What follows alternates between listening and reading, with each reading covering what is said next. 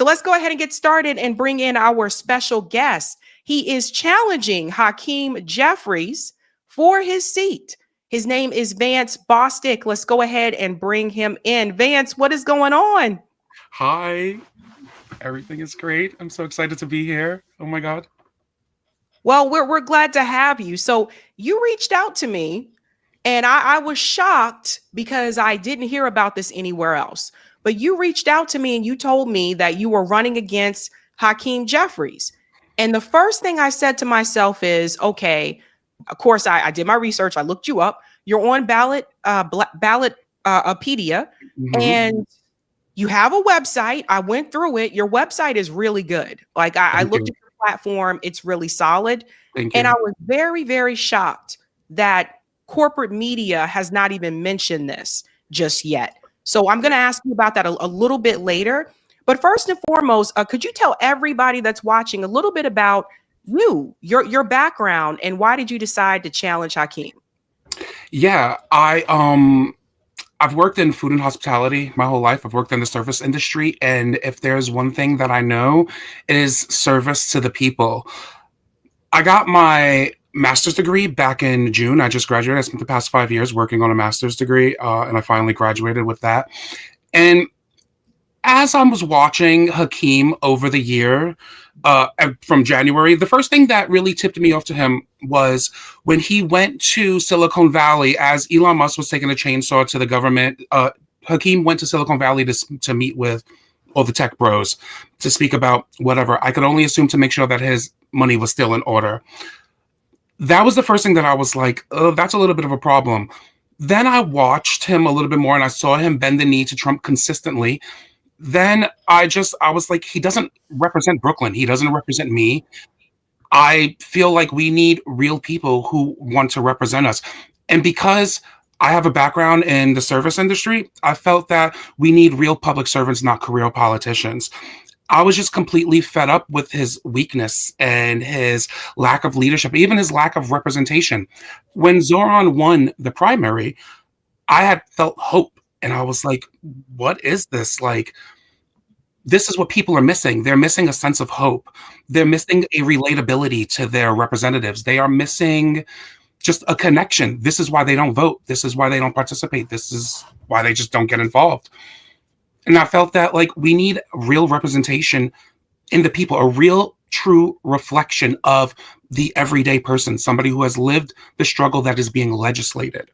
That is definitely why I got into running against him. But yeah, no, I have a background in the service industry, and I think that that's really what we need somebody who is not so by the book and like professional and polished, but true service people who represent us and reflect us.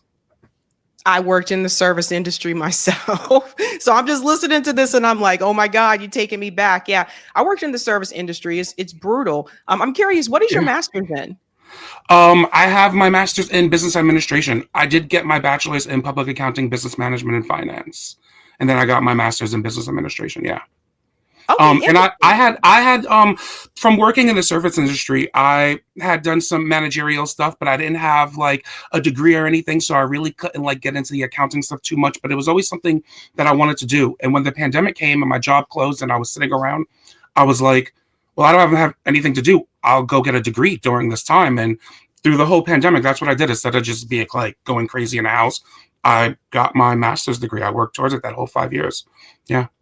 Oh And it was wow. an Yeah. accomplishment because it was something that I really wanted for my whole life. And I've always put work before my education. So I never really got, I mean, I'm 38. I just got my master's. I never really put my academics first. I always put work first because, we got to work, we got to support ourselves. So I always put that on the back burner. And I never really wanted to do them at the same time. I like dedicating my full attention to whatever I do. So I didn't want to do school and have to work and then struggle between the both. So when I had the opportunity, because I always think like, if it's meant to be, it'll be. If something is meant to happen, it'll happen. If I'm meeting the universe halfway, it'll happen. And I kind of just went through the motions of dealing with applying for school within a month from me saying I'm gonna do school to like the semester starting, and then I was in class. Like it was so quick. And I was like, this is meant to be. Then I got my associate's degree. It was great. Then I was like, oh, my bachelor's, it happened. I did all the stuff. Boom, I got my bachelor's. Then it was my master's, and I was like, well, should I? And then I kind of just went through the motion, and boom, then I got my master's degree. And then I was like, I really wanted to work towards, I work in the restaurants, and I wanted to get into the office of a restaurant, and I wanted to Mhm. deal with more accounting stuff and try to, because I have the front of house knowledge, back of house knowledge. I really wanted to take that with my new like academic knowledge with in accounting and try to help restaurants thrive and make them really strong. Like that was my intention. But then watching our nation crumble and seeing how my own representative just isn't meeting the moment, and I was like, well, I think maybe I'm needed elsewhere. Like my attention to detail, my love for people, my love for just service. I think like that is what's needed. I have a unique perspective on life, and yeah. Okay, well, let's take a look here at your website. Like I said, your platform is pretty solid. I want to show people this here. The first thing I noticed, I actually looked at what I oppose first instead of what I support. Hmm. And the first thing I noticed here was global war and endless conflict oppose the U.S. war machine and its bipartisan addiction to military intervention, regime change, and fueling foreign wars.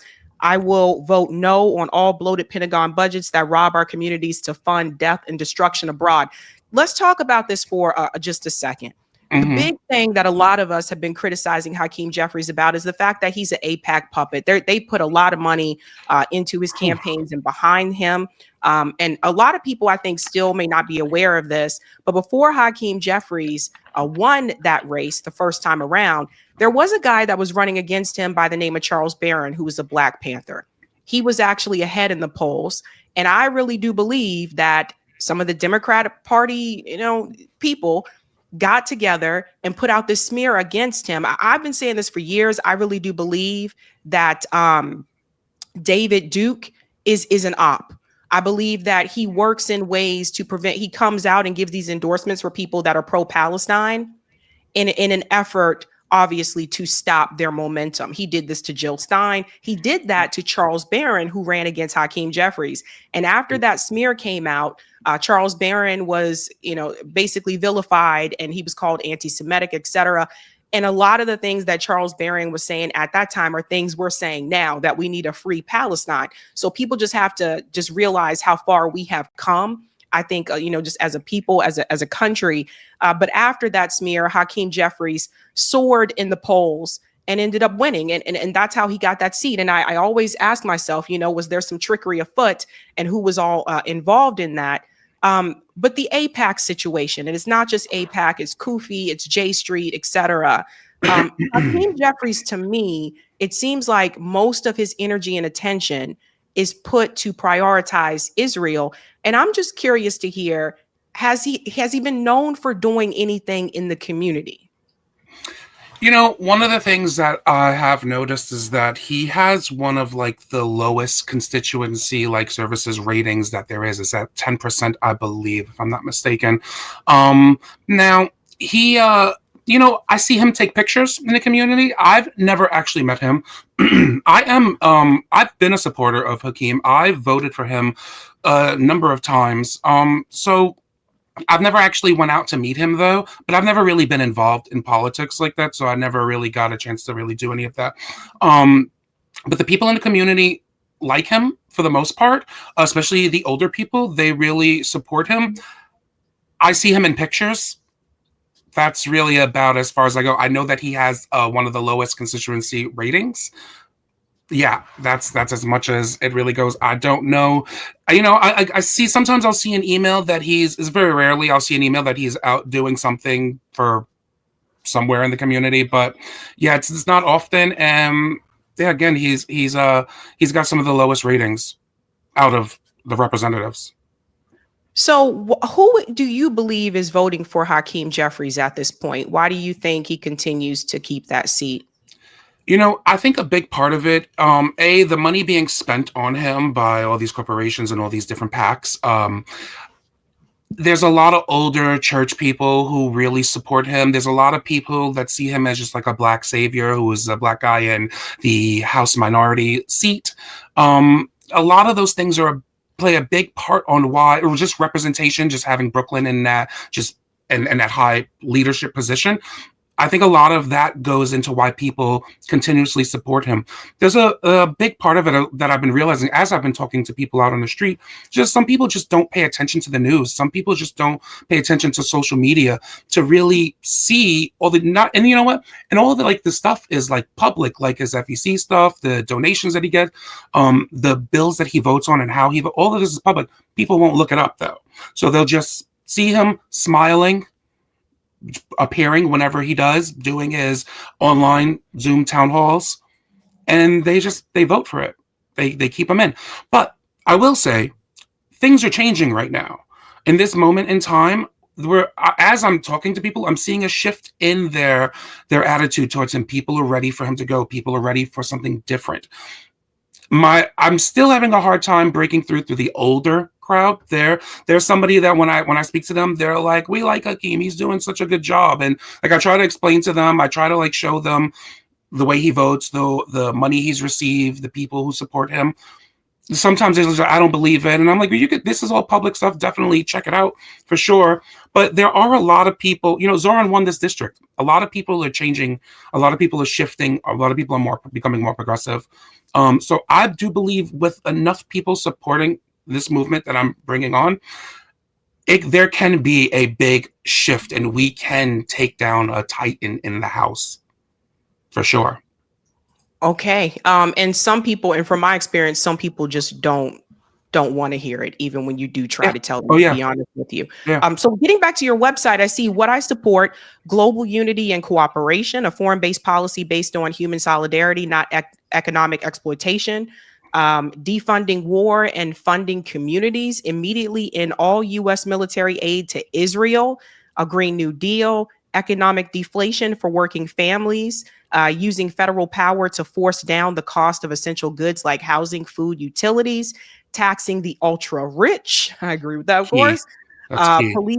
Police and immigration reform, debt cancellation, cancel all student loans and medical debt, postal banking. This is another one that Andrew Yang brought up many years ago. Union power, a federal jobs guarantee, universal free school meals, free public college and trade school, legalization and expungement, abolish the death penalty, Supreme Court expansion, statehood for DC and Puerto Rico, public ownership of utilities, and the PRO Act. So again, a lot of these things 100% agree with. One question I do have, I'm not sure if you know about it, but there is a reparations task force in New York City.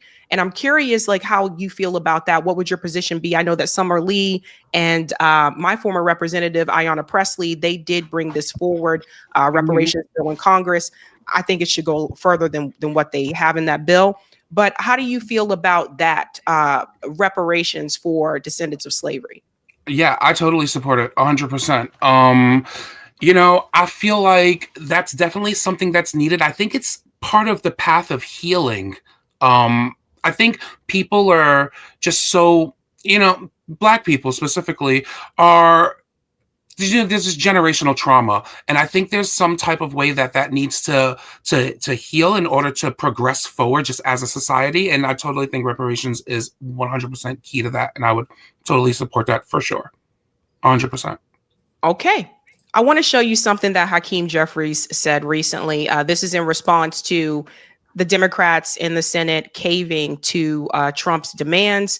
Ken Klippenstein shared this. CNN is asking him, was the shutdown worth it? So I do want you guys to hear this. Was it the shutdown worth it? We have waged a battle on behalf of the American people. First of all, Donald Trump and Republicans are the ones who shut the government down. They have the House, the Senate, and the presidency. And the American people know it. And that's been the case for 7 consecutive weeks. But at the end of the day, you didn't get what you want. So was it worth waging this fight? At the end of the day, the fight lives on. Okie dokie. Vance, I'd like to hear your response to that, please. The fight lives on at the end of the day, he says.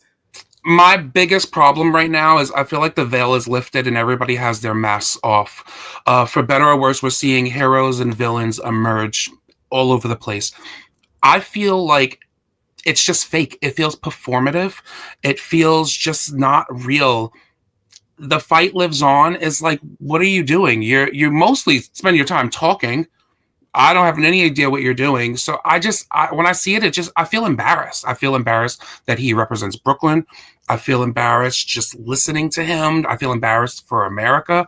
It feels like an embarrassment, but it also feels fake. It just feels like, they cycle through who's the good guy, who's the bad guy, who's the villain, who's the hero, and I think it's just, we need to stop that. We need real people who are going to stand on business, support the people, don't support the billionaires. The problem is that they're owned. So, I keep saying they fight up until a certain point that they know they can't cross a particular line. And then they kind of switch who does the next fight or switch whatever issue. They never really go the extra mile, and it's because they're paid not to. And that is one of the hugest problems that I have. And that is one of the core reasons why I'm running, because I can't be bought. Listen, I've worked in hospitality my whole life. You don't make money. You don't do that for money. I did that because I liked what I was doing. I'm not somebody who is a slave to money. I don't have money now. I don't come from money. So yeah, we need people who are going to be true to the people and not to billionaires who can just buy them off. And it feels performative to me. I don't like it. Yeah, I know. With more people calling out Chuck Schumer and Hakeem Jeffries this year, it's obvious to me that people do want a change. Well, you may not be alone. It appears that there is another gentleman that also is going to be running against Hakeem Jeffries. And I do have a question for you about this. For people who did not hear, apparently there is this falling out between Chi Ossie and Zoran Mamdani. It says 2 social media savvy polls even kept Ossie from attending the victory party following the mayor-elect's historic win last Tuesday night. So they're referring to this gentleman here. Lefty Gen Z NYC Councilman Chi Ossie gears up for a primary challenge against Hakeem Jeffries. The story or the word on the street is that he said he's going to run against Hakeem, and that Zoran said, well, basically asked him not to do it. Because it might hurt him getting things accomplished that he has on that list for New Yorkers.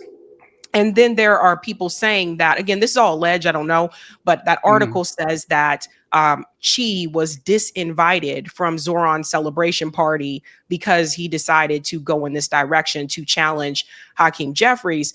But what I really took away from this is I thought it was rather interesting that I am seeing, this was trending on Twitter. It was reported by the New York Post that he's going to challenge Hakeem Jeffries. And I noticed I didn't see any corporate media cover that there was already somebody running against Hakeem Jeffries, which is you. And so I found that very strange because, again, when I looked at Ballotpedia, you're already there, already listed. What do you think why is this happening? Why are they not writing articles about your challenge against Hakeem? I think partly it's because I am just a regular person and the system isn't designed for regular people to enter it. So when people do this, I think it's weird, but they should cover everybody that's running. But when people who don't have a following or they don't think is a valuable winner, a lot of it is focused on money too. I don't think that they think that I can raise money. And I think that they put too much pressure onto raising money. So I think that there's a part of that they just don't want to give it the time of day. But I mean, I have been running since July. I got filed back in August. So it's been some time now that I've been making it happen, and I've just been trying to build a following, and I've been trying to do the best. But when I see the stuff with Chi, now I respect Chi totally. I mean, we have a very similar platform. We have a very similar values. We're both Democrats. But I do believe that where he's at in his council seat, he's of value, right? And when I think about me running for office, one of my plans has always been to work closely with local leadership and elected officials and even organizers, and just really just have this big coalition for New York and to really try to make change, with Zoran included in that. And Chi also included in that. So I really think that he would be of more value to both Zoran and myself in Congress in that council position, 100%. So I don't know if any of that is true with what was going on between him and Zoran and whatnot. I don't know for a fact if he's running or not yet. Nothing has been announced. I mean, he just got elected to his council seat again, which starts in January. So I don't know if he's gonna just run right away for. I don't know. Yeah, I don't know what's gonna happen. But I do know that I respect him. I do like him more in his current position. I think he would be more of a help for everything going on there. And I don't really know the reason why I'm not getting the coverage that I think that I should be getting, especially my campaign, and maybe even just too aggressive. You know, I'm very much about, like, I say straight up, we're coming for the establishment. That's like the key plan, is about removing the establishment puppet straight away. It's about removing the people who are not true and beholden to the actual population. So, you know, I'm very like, it's us against the machine itself. We're going to go up against the system. So I don't know, maybe they don't want to platform that. I'm not sure what it is, but I do know that we need a major change in the system. And I do believe that we need a real, regular, everyday person in this position. I even get people telling me, like, oh, start local, like start like at something smaller. And I'm like, well, I see a problem in Congress. I see a problem with my representative. I think that we need someone real in that position who has vision, who is progressive, who wants to make a change, who won't be beholden to the billionaires, who also will include the people. This is about giving the people back the power of the seat. That is the primary focus of this whole entire movement. So maybe the media is afraid of that. Maybe it's because I don't have a big enough following. I don't know, whatever it is, but it is what it is. And I mean, nothing's going to deter me. I am on a mission. I understand what needs to be done. When I decided to do this, I was fully committed. I thought about it for a while to make sure that it was something that I wanted to commit to. And when I was like, yeah, this is what I think is the right path for me to do, I am fully committed 100%. This is what I want to do. Even if it's not this time, this is what I want to do for my life, because we have to do something different. I constantly say we're going to either be forced further into a dystopian future, or we're going to fight like hell together to build a utopian future with each other. Meaning things can get worse or things can get better by our hands. So I don't know what's going to happen. I don't know. Hopefully I get some attention at some point in time. Yeah. Have you considered running as an independent? You know, I am a lifelong Democrat. I am very progressive. I have not considered running as independent. I don't necessarily. I mean, yeah, I've never really thought about it. I'm always just part of the Democratic Party since forever, since I can vote.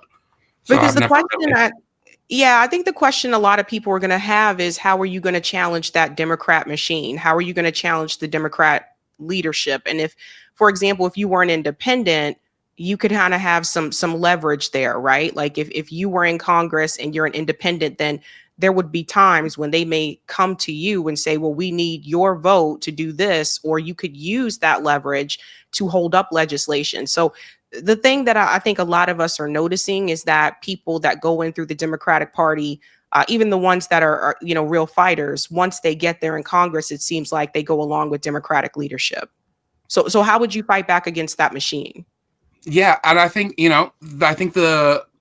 the whole purpose of this is directly fighting back against that machine straight away. It's about including the people. So I think as long as I stay true to my core values, I think that we can change the party from within the party.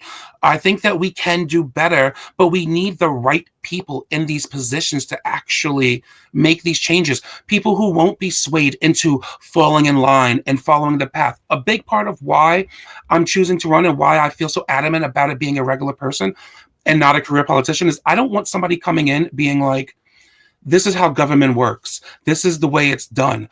I want somebody like myself who's going to come in and say, this is how it needs to work. This is how it needs to be done. These are the way that we need to make changes. And a big part of it also is when we have like-minded individuals in these positions, we can actually make the changes that are necessary. Now, by myself, I won't be able to make any changes. If we don't actually clean house all around the establishment in other states, we're not going to get any real change. And we have to elect progressive people all throughout the nation who actually have the same values, who want to make the right changes.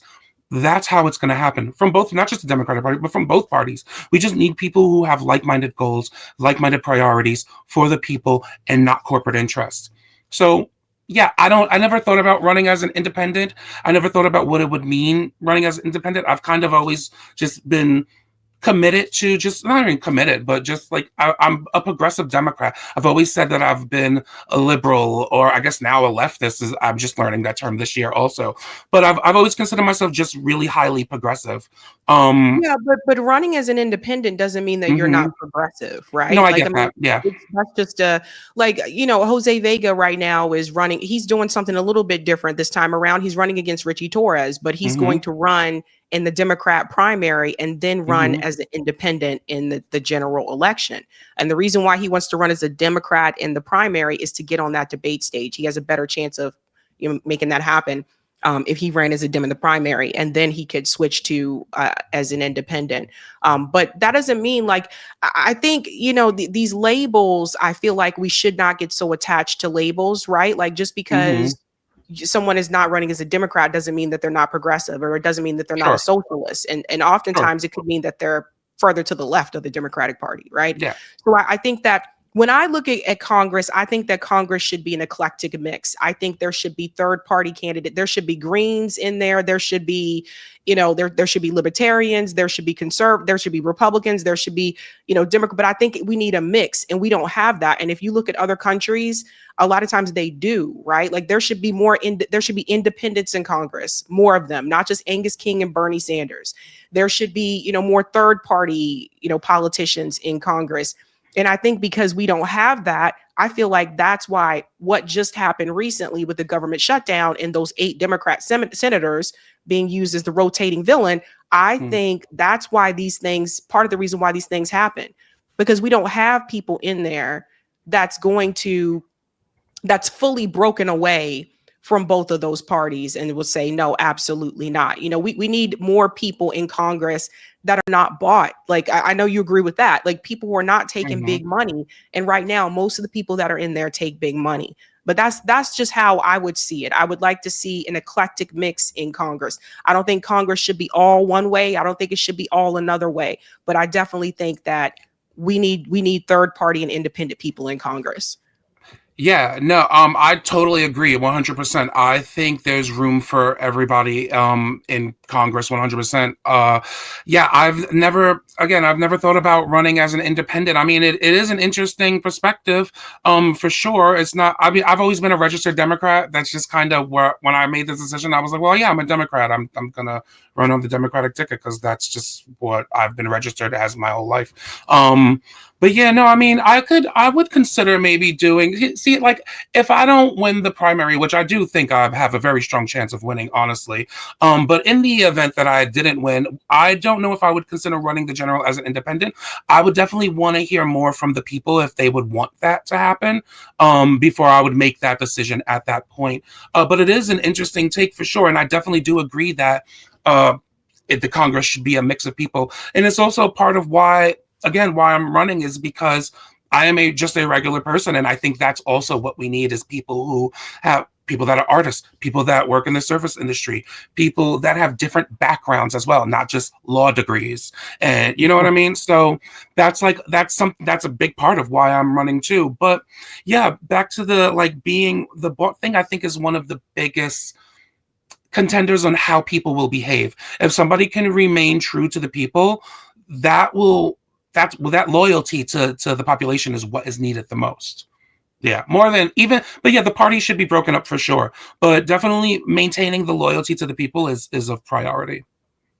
All right. Well, Vance, we wish you the best of luck. Thank you so much for coming on. And for those who are not aware, if you want to see more about Vance's campaign, let me just go ahead and remove the banner here. You can just check that out on his website, vanceb4ny8.com. Thank you so much, Vance. Thank you so much. Oh my God. I'm so excited. Thank you. Hey guys, this was a Sabby clip. If you like what you saw, hit that like button and subscribe.